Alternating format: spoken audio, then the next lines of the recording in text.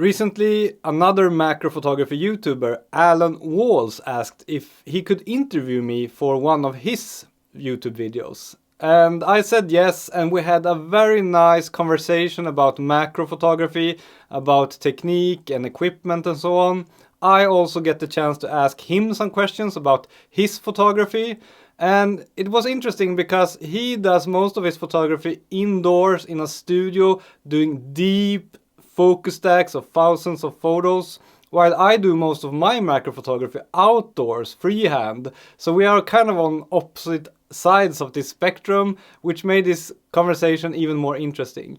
So this video has already been posted on Alan Wall's channel, which you should definitely check out, especially if you're into studio macro photography. But I thought I would repost the video here as well, because it can be interesting if you're interested in macro photography and or me and or Alan Walls. So enjoy.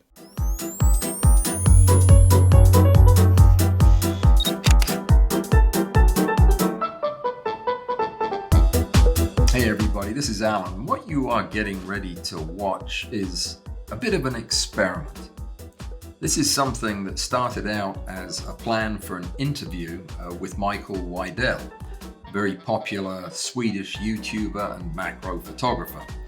But as we talked, it kind of morphed into something a little bit different.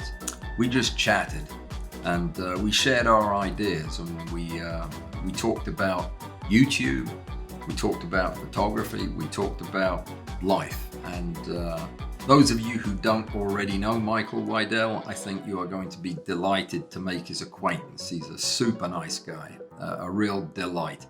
And I feel very honored to have met him and talked to him today. So I hope you enjoy this conversation as much as I did. Let me introduce you now to Michael Widell. Hello. Hi, Alan. Hello, how are you? I am very fine, thank you. How are you? I'm good. I really appreciate you doing this. I think it's a cool experiment. I'm excited to I'm try looking something forward different. to it. Is it Michael or Mikael? Yeah, I mean, please say Michael. Here in Sweden, the name is pronounced Mikael, but no one calls me that. I go by the nickname Micke. But the thing is, like, when I talk in English, I prefer to be called Michael, because not everyone understands like what my name is, and it feels more natural to me. Everybody knows you as Michael over here. So yeah. Anyway, I just thought we would bat it back and forth and see what comes out of it, and that sounds excellent. But let me tell you how it first came about that the idea of talking to you in public came up. I've been a follower of yours for quite a while, and I love your photography, but I particularly love the way you do your videos. Thank you. But about 6 months ago, my best friend sent me a text that told me to watch this video.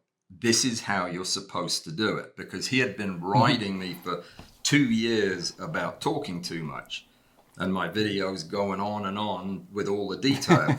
And he said, this is how you do it. And it was one of your videos. It was a review that you were doing. And I took it to heart. I've been trying to model my video on yours since, because they're succinct and to the point. How long have you been doing videos? I posted my first YouTube video the autumn of 2017. So, yeah, 5 years now, almost exactly. Same as me. And I've been same as you. Yep, that's right when I started. Do you have like a schedule or something? Like, how often do you upload? No. I started out uploading 2 videos a week, then went to 1, and now when a project is finished, I put it up. Yeah. So some weeks it'll be 3, some months it'll be just 1. So yeah, kind of the same here. I do as much work as I have time for, and it's always different every week, and sometimes it becomes 4 videos in a week and sometimes 0. So exactly. And also I don't like sitting on videos that are done, I like posting them immediately when they are done, because I'm so anxious to see like what will people's reaction be and so on. So I have a really hard time scheduling videos. I always just post them immediately. I can't even put them off till tomorrow, and it's not so much because I want to know what people are going to say about them. It's that if I don't put it out, things will change, and it won't. I'll be, I was right today, but I'll be wrong tomorrow. So I don't like to wait too late, especially for stuff that involves equipment. I mean, it's do them and get them out. How many projects do you have going at any given time? Do you do them one at a time? You mean like video projects? Yeah, or if you have an idea, do you have 3 cooking? I prefer to only have one at a time, because I feel like when I'm doing a video, it's a lot of different thoughts and ideas that I need to keep in my head. And then when the video's out there, I can like let go of it all and kind of relax. So when I'm doing several videos at once, it feels a bit more stressful, because it's so much to keep track of. Like because the way I work, I never write stuff down. I maybe have a few words written down, but I try to keep everything in my head and then just talk naturally without a script or something. So I try to do one video at a time, but I always have like lots of videos in different stages. So lots of videos, let me take an example. I watched, one of my favorite YouTubers is Matthew Stern, a French guy who does like, maybe you know about him, does like weird lenses, yeah. And he had a video with this like very, very old lens, like 100-year-old lens. And that got me thinking, I want to do a video like that, but with macro photography. So I purchased a very old, let me show you. I'm doing, so like the first step was then obviously, I don't know if you can see this, well I think it's like at least over 100 years old. And I got it pretty cheaply on eBay, but so the first step is of course to get the idea, and then I need to buy the lens, and then when I get the lens I need to research like how to mount it on my camera. So like I have lots of projects that are in different stages of this, and then when I finally have all the parts and I know what the video will, like how it will be, then I can record it and publish it. But since it takes so much time sometimes to get parts for a rig, for example, I love doing like experiments with different camera rigs. I need to have several of these in motion, because it could take weeks before I get some parts from China or something like that. I have like a Trello board with over 100 video ideas, and then I try to sometimes go through them and pick the ones I want to do the most for the upcoming week or weeks. But I try to only work actively on one video at a time, just to keep it simple. It's good to hear that you deal with exactly the same thing. I have a big whiteboard on my wall.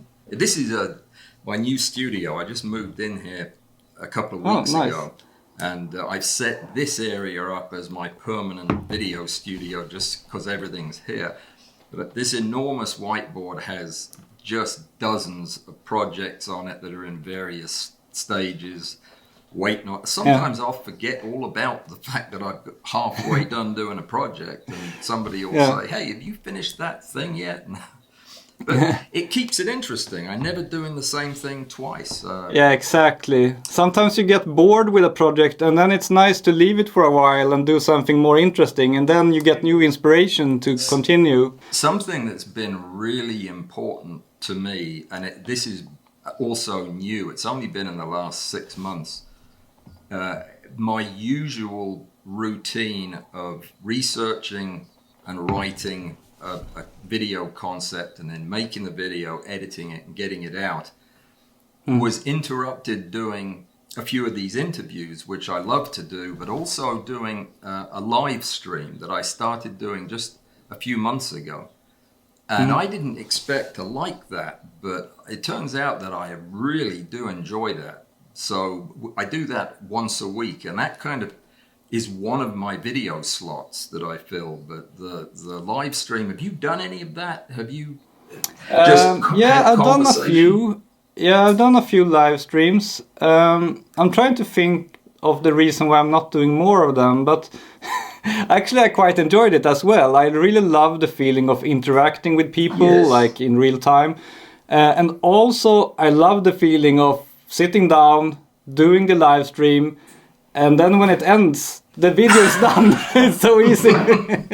No like extra editing or anything. It's done and I can move on. I love that. Yeah, but maybe it's just because for me it's still more convenient to be able to edit it, to be able to kind of put in images over what I'm saying and kind of illustrating it better. I feel like the end result is usually better when I'm doing like an edited video, but I think for some kinds of videos a live stream is great. For example, like a Q&A, that's perfect with a live stream because then you don't need to supply any images or anything like that.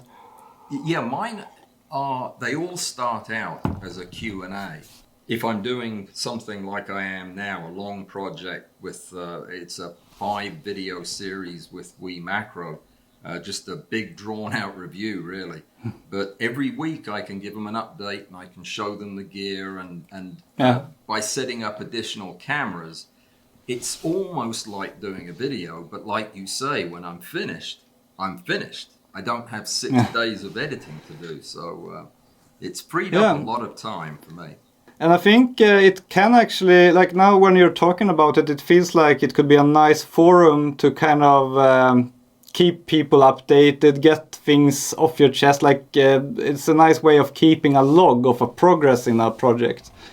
It is, and it works for so many things. I mean, I update people on what's going on and tell them about projects that are coming up, get feedback, and everybody loves to chat and be there. And the numbers are growing slowly. But it's just a good platform. I'm very happy I started doing it. It's been a real boon, I think. Let me ask you a question about the real strength, I think, of your channel, and the reason I love to watch your videos is the quality and consistency of your video when you're on the go. Your outdoor. In nature macro videos. Were you trained to do this? Is this something that you taught yourself? How did you get so good at it? I was not trained. Actually, I did not do photography or videography at all ever in my life until like I started my YouTube channel. I mean I started with photography maybe a year before that, but before that I was doing completely different things. No, but I like part of the reason I love doing this, I think, is that it was and still is pretty new to me. So I'm always learning new things, and I actually enjoy testing out different cameras, testing out different like ways of filming and trying to find the optimal way to do it for me. I really enjoy doing that. That's like part of the fun for me. So no, I'm this just trial and error and me trying to learn stuff. Do you shoot multiple? See, when you do a close up of you shooting with an insect or a plant, do you do multiple takes while you're in the field, or are you camera in one hand, camera in the other? And... Yeah, let me show you how we do this. I have tried lots of different cameras and stuff, but what I've been using for the last year or so that I really like is this very tiny camera. I don't know if you recognize it. It's the DJI Pocket 2. Yes. And considering how small this is, it's incredible how good video quality you get. That's what you're using? Yeah, for your videos? Most of the time when I'm out. Yeah, outdoors. This is what I'm using. And it actually also, like, not only is it a good camera with a pretty large sensor for being this small, also the gimbal makes it so smooth. Because something I really hate is when the footage is just like jittery and jumping around and stuff like that. Like mine. No, but I mean, most YouTubers, I think, have a problem with this because obviously it's like a lot of work to bring a gimbal, or at least it's unwieldy, but this one is so small you can literally have it in your pocket. And then let me show you what I also use. Hang on. I started in the last few months, I started combining this with a very simple monopod. So this is it's called the Benro A38FD or something, and it has, as you can see, it has 3 feet here. So you can basically use it as a real tripod, but it's not as stable as a real tripod, but it's definitely stable enough for this camera. Because I discovered that it's hard for me sometimes to find a good angle, but now I can just put it down on the ground wherever I want. And since it has a gimbal, it will always be level with the horizon. So I can even put it like slightly not that even, and it still works great.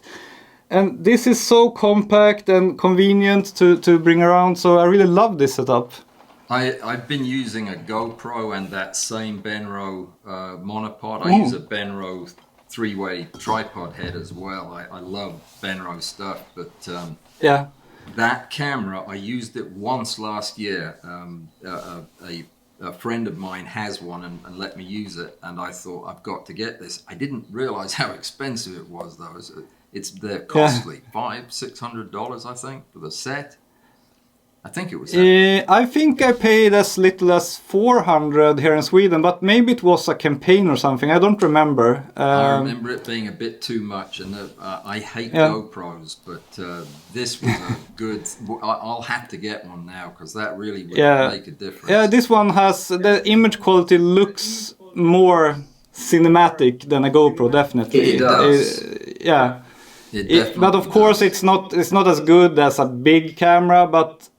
When I'm out shooting macro, I want to keep like 90% of my energy and focus on taking photos and filming myself. Like I want to have something super simple. I just press record and it should do all the job for me.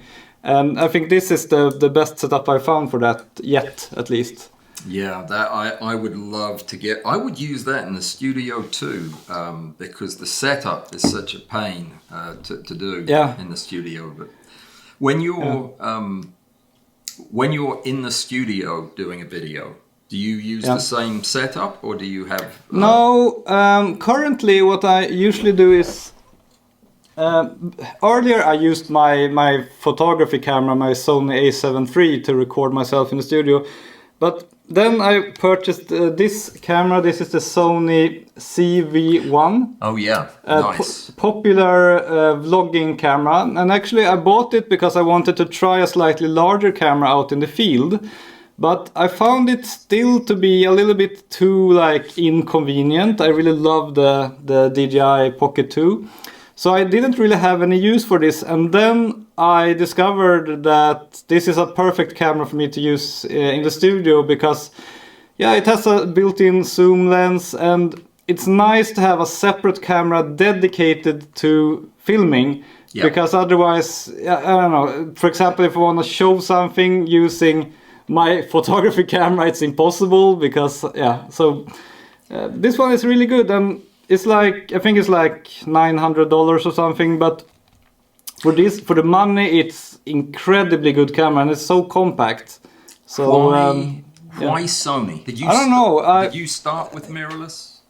When I started with photography, like serious photography, back in 2016, I didn't know that this was going to be like a big thing in my life, so I didn't want to spend too much money on a camera. So I started looking at like photographs that inspired me, and all of them were all the professional photographers were using like full frame Canon or Nikon cameras. But these are pretty expensive, like $2,500, and I didn't really want to spend that kind of money. I didn't even know if I was going to be serious with photography. And then I noticed that Sony had this mirrorless camera, the original Sony A7, and for whatever reason, I guess it didn't sell that well, so they had to lower the price. So that one was like, I don't remember, maybe $1,200. It was like insanely cheap. So I got that one because it was small and cheap and it was full frame. So I think that is why I'm stuck with Sony, because I mean, I tried lots of different camera brands, but I always came back to Sony. I guess it's because it's so familiar to me. I've been using it all the time. That's my primary macro camera, yes. I tried Micro Four Thirds, I tried APS-C cameras, but I don't know, something with Sony full frame feels like home to me, so I always come back to it. Beautiful. What about you? Are you DSLR shooter or? I do shoot DSLR, but I have it backwards. I use my big camera, my D850, for my video in the studio, because I use my APS-C cameras for my macro. That reverses when I go outside to do macro in the field. Then I take my D850 with a macro lens, and that's my go-to setup. But in the studio, I take thousands and thousands of pictures every week, and I shoot everything APS-C just because of the amount of data it would be if it was full frame. And because do you use Nikon DSLRs then for APS-C as well? I use a D7500 as my primary macro stacking camera, and then a Fuji X-T2 mirrorless as a backup stacking camera, and the D850 for video and field macro. And then an assortment of other little cameras that I've tried for everything, video and what have you. But most of my work is in the studio. I mean, when I'm outdoors taking pictures, it's really for enjoyment, not usually for videos. It's mostly just for fun. I love to be outdoors with a camera. Yeah, me too. That's like, I think that is why I have a hard time doing a lot of work indoors in a studio, because I don't know, for me it's something with the combination of walking around in nature and doing something creative. That is like a higher form of existence almost for me. Yeah.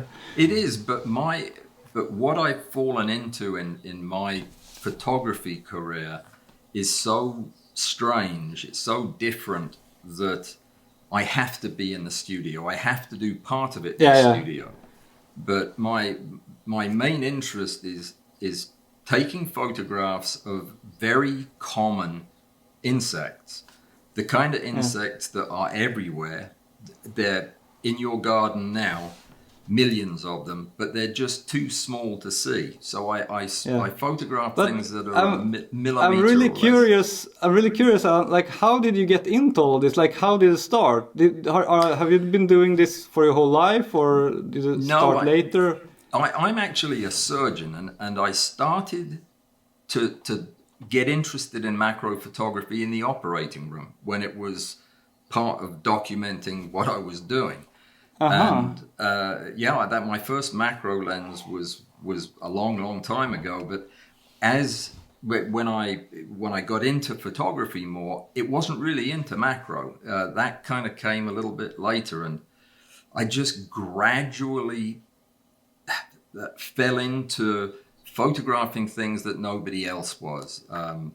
My favorite thing to do is to take something common and make it look extraordinary just by photographing it. And if I can surprise somebody or make them laugh or make them gasp at a picture of something that they see every day, like a dragonfly.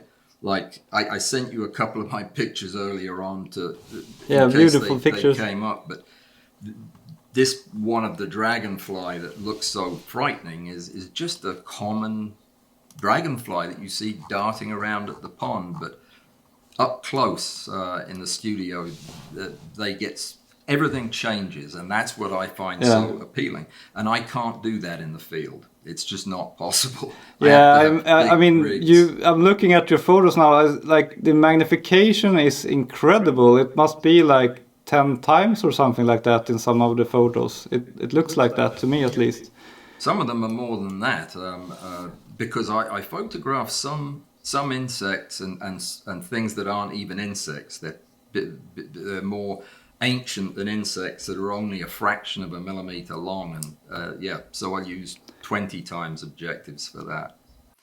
I think I sent you a picture of some of the hooks that hold a wasp's wing together. Those are a set of hooks called hamuli that hold the wings together when the wasp flies, so that it has a bigger surface area to carry it aloft.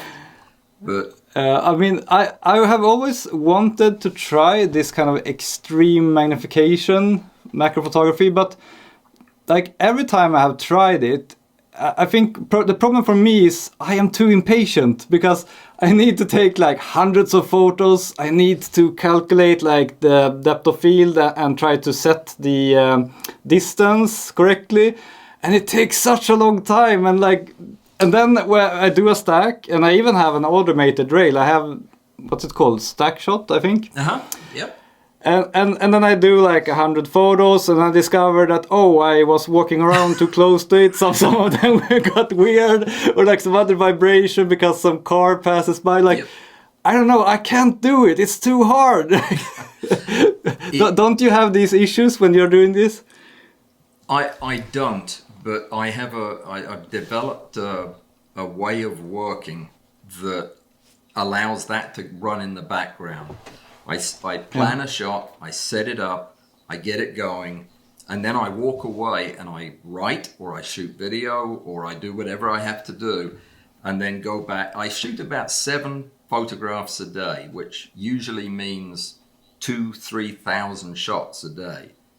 Wow. And then I stack them in the background. I don't sit here and wait for them to be done. I use automated scripts to run through, and then I edit them, and then I throw most of them away, believe it or not. I mean, there are... What is the most common reason you throw a photo away? What is the most common problem? It's not necessarily a problem. It's just I don't like it. Okay, you don't like the aesthetics of it, like how it looks, basically. So it's not a technical thing, like that the stack did not turn out good, or... No, I'll usually know that ahead. I'll know that before I start the stack. I mean, if there is going to be a problem in the stack, I'll know it, and I won't shoot the stack. But maybe 1 out of 100 stacks, I'm surprised. I'll shoot it and then look at the end product and say, my contrast was off, or the light was bad, or something happened. Yeah. But it does take a different mindset. But I don't really do macro photography as much as I teach macro photography. The reason I do it is to make sure I know what I'm teaching.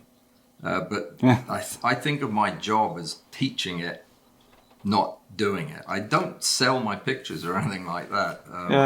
I have the same view, actually. Like, I call myself a photographer and YouTuber, but I don't really see myself as a photographer in that sense, because my product is my videos, not my photos. Exactly. Yeah. And so I'm even thinking about maybe just putting them on some license where everyone can use them, do whatever they want. Like, and for example, if someone like would steal a photo of mine and publish it somewhere or something like that, I never become angry or anything. I'm just like, great, like, because the photos are not the important thing for me. No, they're important to me because it's the only way I can measure whether or not I'm doing the technical part as well as I can, and it's the only way I can measure my improvement is by looking at my picture from a year ago and looking at it today. But the aesthetic is important to me personally, but not from a business standpoint. It's much more important to me that if you watch my video on that topic, your picture will get better. Yeah, exactly. Yeah, I think we have the same philosophy there. Like, what I measure my success in is basically whenever someone messages me and says, like, I got really inspired by your video, I'm doing more macro photography now, I bought this lens that you recommended, something like that. That makes me so happy, because like that feels like my ultimate goal with making my videos. And if I can do that, then everything else, like, it's not as important, I think. I absolutely love that. Let me ask you a completely different question that would fascinate me. Do you consider YouTube your job? Do you is it how you make a living? Yeah, I nowadays I do consider it my job. Like, it has been a gradual thing. When I started out, obviously I didn't make much money, but I had like pretty good viewership from the beginning, because in the beginning I managed to get a lot of my videos featured in big websites like DP Review and Pixel and so on. So I got quite a viewership already from the beginning, which was probably the reason I continued doing the videos, because it was so fun to get people watching them. But it took quite a while until I made any substantial money. But now, since this spring, I don't do anything else. Like, YouTube is the only thing I do. But then, of course, I have small children. They take a lot of time. But, like, this is my job. And I've tried, like, working on improving the money situation. And now I'm at, like, around 75% of what I need to make a living, I make from YouTube after taxes. So that's where I'm at right now, and then the rest I supply with saved money, basically, from my previous career. And so my goal is obviously to reach 100%, but I'm in no rush with that. I just try to gradually increase my income streams, and hopefully within a year or two I can make a living for real. That is absolutely the most encouraging and fascinating thing I've heard you say so far. I've been doing this for 4.5 years or whatever, and I have been putting money into it since day one. I've never made a penny doing it. I make something from YouTube for adverts, and something from Amazon, I think, for some affiliate links, maybe. Yeah. But mostly it's my Patreon folks who support me, and then the rest of it comes out of my savings. But I've thought it's the biggest mystery in the world how people can make a living, because I work 60 hours a week doing this. I mean, it's it's really hard. I think you have to kind of play the YouTube game to be able to make, but like you have to do clickbaity titles, you have to, I don't know, there are a lot of like small things you need to do, and it's hard, I think, for people like you and me, because macro photography is such a niche thing. I mean, even photography is pretty niche these days. Macro photography is kind of one of the smallest subgenres. So even for me, I like if you search macro photography on YouTube, I think many of my videos will show up. But still, even with that, it's hard to make a living from it. So yeah, but I just see an overall trend that it slowly but steadily goes up. So I trust that someday it will be possible. But the thing is, I think you can agree on this. Like, we are so passionate about making these videos, at least I am. So to me, it doesn't really matter that much if in 2 or 3 years I realize that, I will never be able to make a living from this. As long as I can get by somehow financially, like the biggest win for me is just to spend my days doing this, because it's so enjoyable. Absolutely, 100%. That is, and that's what I tell my Patreon folks every time I talk to them, is that I thank them for making it possible for me to do this every day instead of going to work. Exactly, and, if I ever make a living doing it, if I can ever cover my bills, I won't notice a difference so long as I'm still doing this. So it's not that important. But getting to do this is important. I mean, I cannot imagine life now without this. I mean, it's that important. One of the questions that I know my viewers are going to want to know is, what macro photographers do you follow? Who are you interested in? Whose work do you love, or who inspired you? I mean, for me, it all started.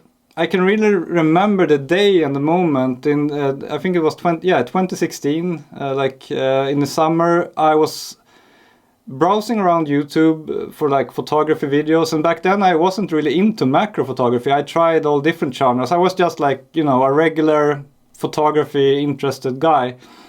And then I stumbled upon some videos by Thomas Shahan.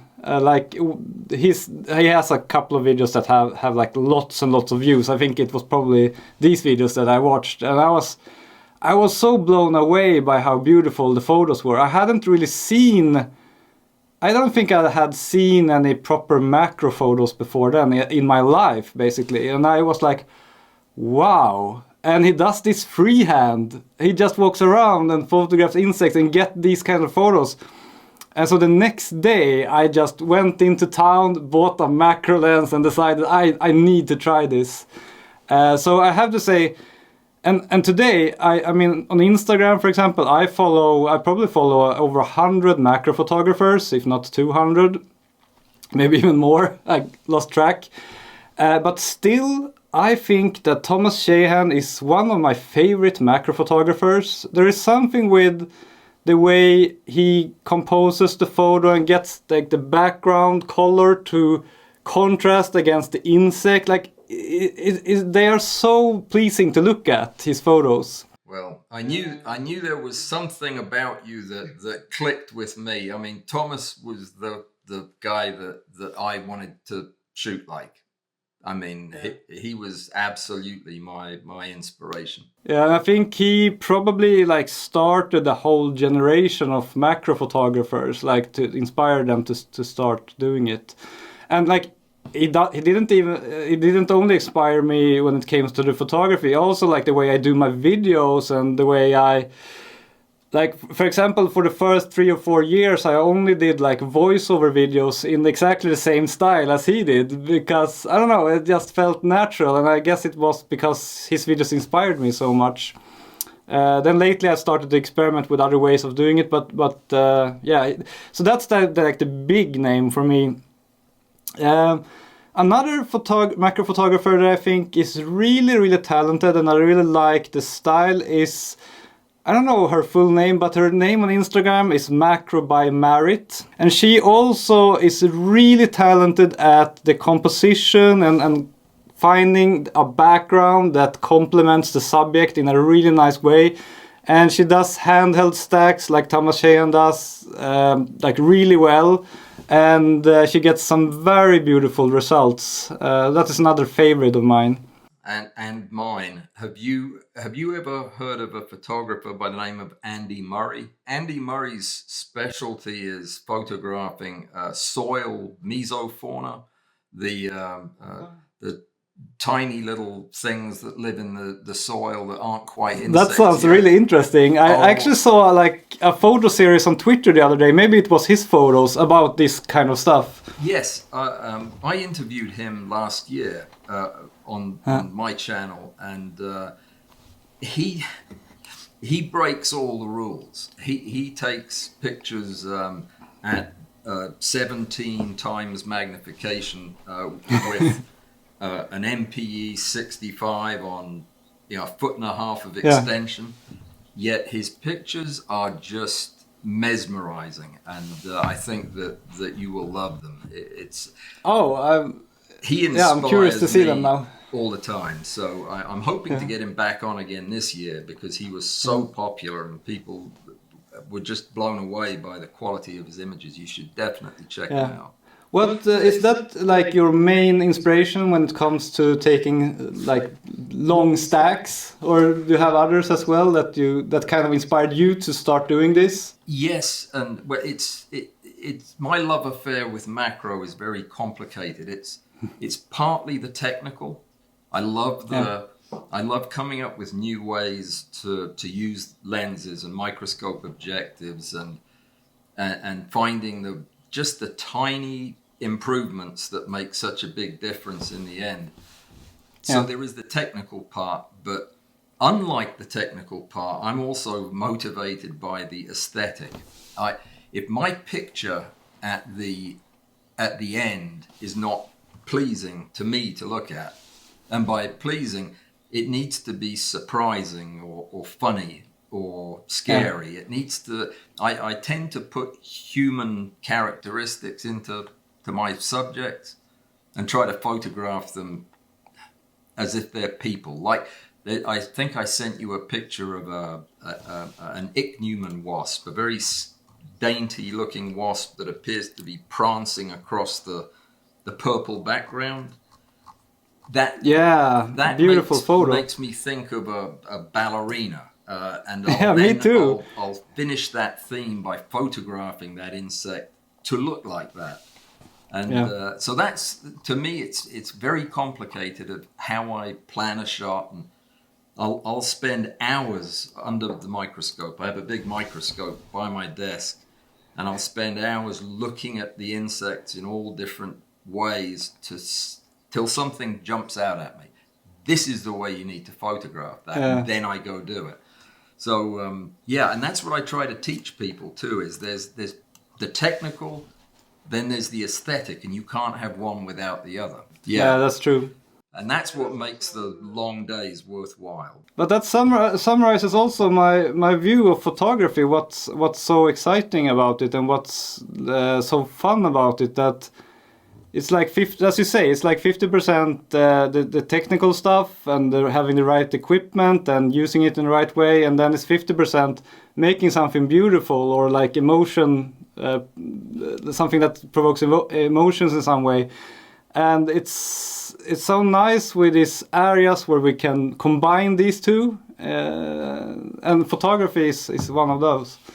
Do you have a photograph or a group of photographs that stand out to you as the best photographs you've ever taken? Hard to answer, actually. Like, yeah, I have maybe, like, I don't have like a clearly defined collection of photos that are my favorite, but sure, I have, like, for example, each year I look back at each like macro season, and then there are usually like 4 or 5 photos that I'm more happy with than the others. How many? So that 4 or 5 maybe that I'm like more happy with. But no, and actually I don't spend a lot of time looking at my old photos. I have them in the back of my mind somewhere, but only because I want to remember how they are, so I can try to take better ones, basically. But sure, yeah. I mean, I can definitely, if I sit for a while and look through old photos, I can definitely pick, like, for example, my 50 favorites. I would probably be able to do that, but that I don't do it that often. Have you ever had the experience of having a portfolio or having a group of photographs that you think represent your work, and then the next year you go back and you look at them again and you throw half of them out because you don't like them anymore? I mean, this happens to me.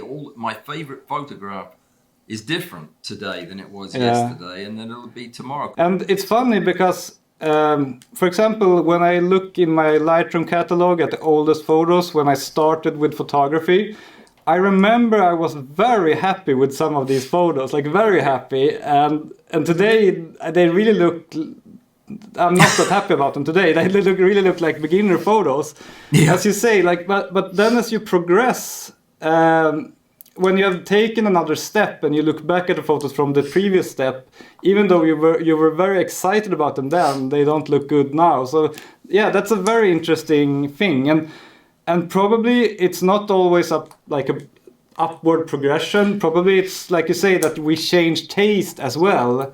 I think as you get more into macro photography, you start recognizing what kind of photos are harder to take, and then you put some value in that as well.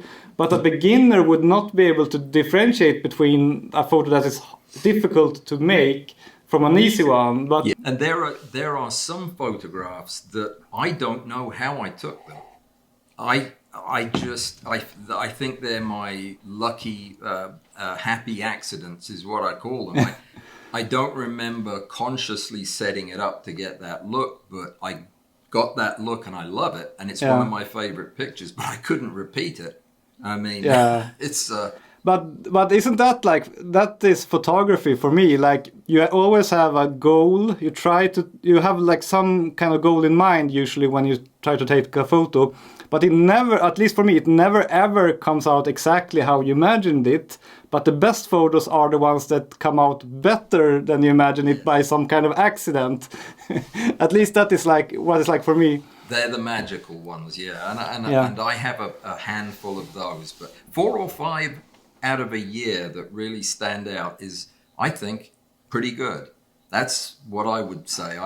If I have 25 pictures from this YouTube experience that I would consider good, I think that would be about the maximum I could come up with. There's lots that are okay, but there's just probably half that, probably a dozen that I think are what I wanted to show. Do you do any teaching other than teaching the masses through YouTube? Do you ever give talks or teach in person? No, not at the moment. Like right now, I really try to focus on my YouTube channel and nothing else, because I want to get up on that level where I can actually make a living from it, and then maybe I can relax a bit more. But I really want to reach that goal. That is like an important thing for me, and now I'm really close to it. So actually this year I've said no to several such things, like holding a talk or something, because I feel like if I spend the same amount of time preparing a YouTube video, thousands of people will see it instead of maybe 100 or 50 or 20. Actually, I have one talk planned that is a local photography club here in my hometown. And that is mostly because I want to meet other photographers that live close by. So I will hold a talk there. But no, at the moment I'd really try to focus 100% on my YouTube channel. I consider the time I spend giving talks, and I do a lot of talks on Zoom to camera clubs. I have been ever since the pandemic started. I consider it one of the, and obviously I'm wrong because you're the one with the viewers, but I have always thought of it as an investment.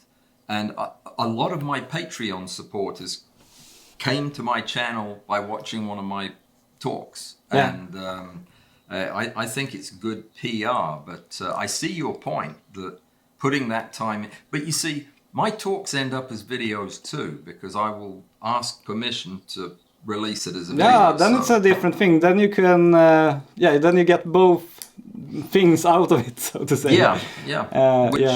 Which is kind of what we're doing here as well. I mean, it makes sense. We both. Somebody said to me when I mentioned to them that I was going to be talking to you, they said, "Well, he won't talk to you because he's the competition." Do you even have that concept of you and I being in competition for something? No, I don't think so, because we are part of a pretty small sub-genre on YouTube. And I think that the more we cooperate and support each other, the bigger macro photography as an interest can be. And that will, of course, be good for both of us. No, I don't.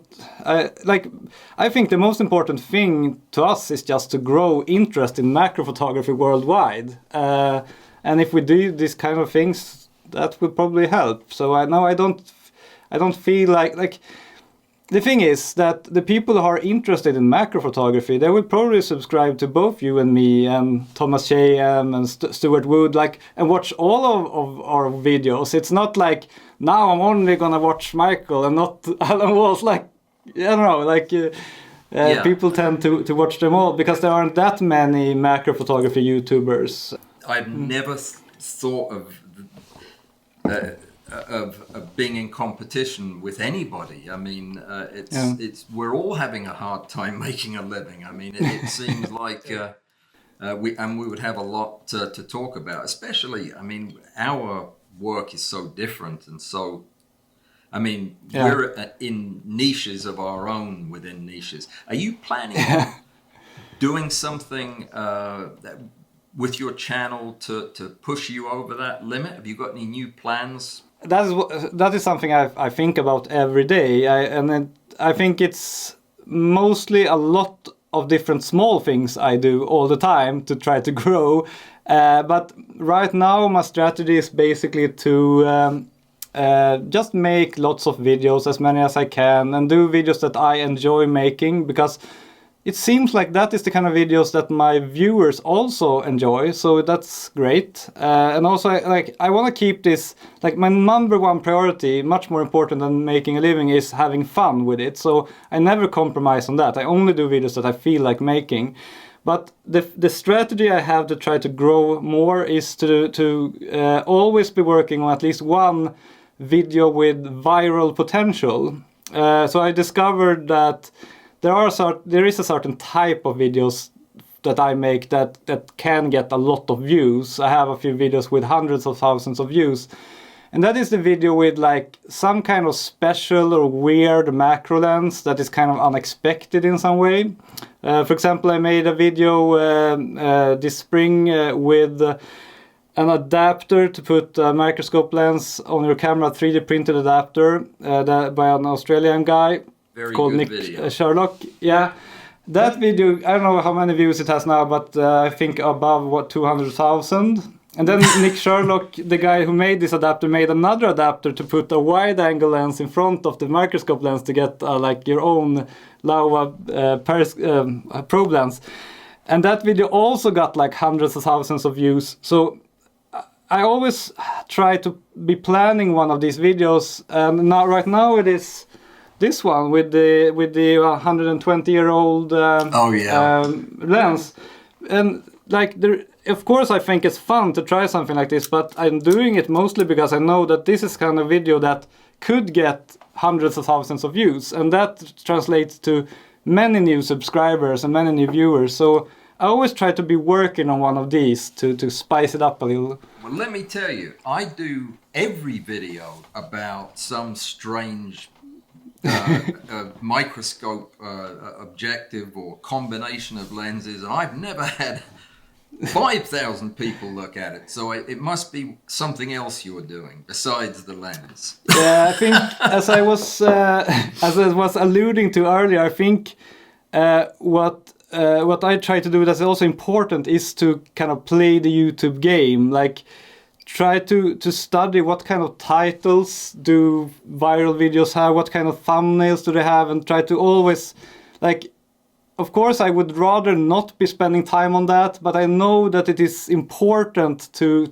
have a chance to grow the channel. So that is something I also work a lot on. Tell me then, what is the secret to your cover, your thumbnail? What makes a good thumbnail? I spend hours making mine because I actually have them in a collection because I enjoy doing it. Yeah, I think that I don't think that you should look at my answer as the definite answer. I have my own approach that has worked for me, or that sometimes work for me, and that is basically that I always use. I always try to make the thumbnail as simple as possible, like a simple clear shape that draws the eye. So for example, if the video is about a lens, then I just show that lens against a white background, like super clean, super simple. That kind of makes it stand out a bit. And what I also discovered when I look at the data is that what's more important than the title or the thumbnail, those are important, but what's even more important is the idea of the video, to try to and this is hard, of course, but try to sense what kind of videos is your audience like most interested in, and try to focus more and more towards those videos. So I have discovered my audience is mostly interested in cheap, weird macro lenses that I walk around with outside. Those are the videos that are super successful for me.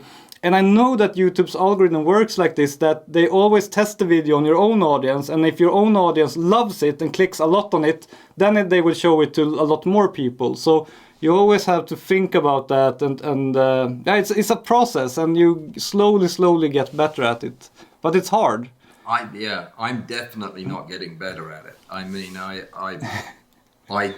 really don't know what I'm trying to do.